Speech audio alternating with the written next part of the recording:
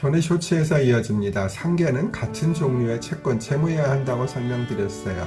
예를 들어 이현이는 태훈이에게 돈을 받을 채권이 있고 태훈이는 이현이에게 등기를 해달라고 청구할 수 있는 채권이 있다면 당연히 이것은 퉁칠 수가 없겠지요. 그리고 두 사람이 가진 채권의 액수가 똑같다면 상계하면 다 끝나겠지만 만약 한 사람이 가진 채권의 액수가 더 많다면 적게 가지고 있는 채권만큼 상계가 되고 나머지 금액은 남게 되는 거예요. 전편에서 설명드린 예를 한번 보세요. 그리고 상계는 단독행위예요. 상대방의 동의나 승낙이 필요하지 않고 일방적인 의사표시로 가능하다는 것이지요. 이것을 법적으로는 형성권이라고 해요. 만약 둘이서 상계하기로 합의할 수도 있어요. 이것은 상계가 아니라 상계계약이 되는 것이고요.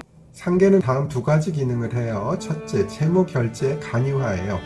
상계는 당사자 쌍방의 채권 채무를 대등에게서 소멸시키므로 채권자, 채무자가 동종의 채권 채무를 서로 현실적으로 청구하고 이행하는 번거로운 절차를 피할 수 있게 해요. 예를 들어 채권자 이현이가 채무자 태연이에게 대해 1억 원의 채권 A를 가지고 태훈이가 이현이에 대해서 8천만 원의 채권 B를 취득한 경우 채권 A와 채권 B의 이행기가 각 도래했다면 서로가 서로에게 얼마를 달라고 할 수 있겠지요. 이 경우 이현이와 태훈이 중에서 일방이 상대방에게 양자의 채권액을 상계한다는 의사표시를 하게 되면 이현이가 태훈이에게 2천만 원을 달라는 채권만 남게 되겠지요.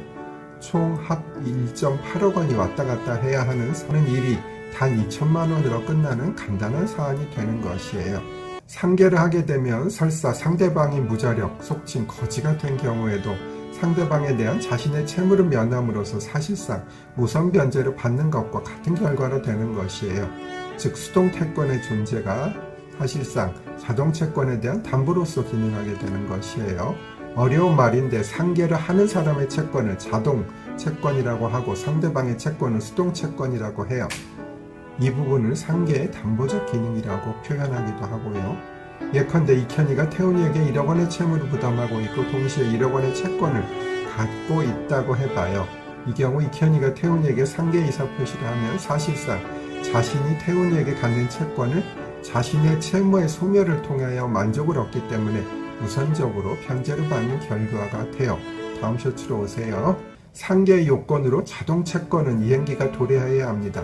만약에 자동채권이 이행기가 도래하지 않았음에도 상계를 할 수 있다고 하면 상대방은 기한의 이익을 상실하게 되기 때문이지요. 반면에 수동채권은 이행기가 도래하기 전이라도 상계를 할 수 있습니다.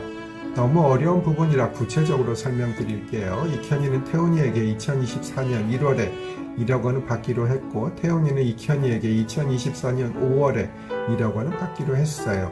그런 상황에서 지금 2024년 2월이라고 가정하면 이현이가 가지는 채권은 이행기가 도래했고 태훈이가 가지는 채권은 아직 이행기가 도래하지 않았어요. 이 경우 이현이는 자신의 채권을 가지고 태훈이가 받을 채권과 상계할 수 있지만 반대로 태훈이는 그렇게 할 수가 없는 것이에요. 상계 금지 부분은 조금 재미있어요. 태훈이가 이현이에게 돈 받을 것이 1억 원 있었어요.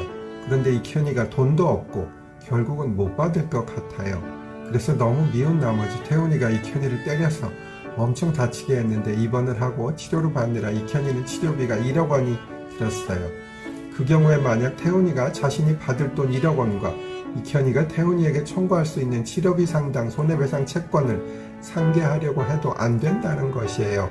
이 경우에 상계를 허용하면 채권자가 채무자에게 불법행위를 함으로써 대신 만족을 얻고자 하는 것을 인용하는 셈이 될 수가 있어서 법률적으로 상계를 금지하는 것이에요.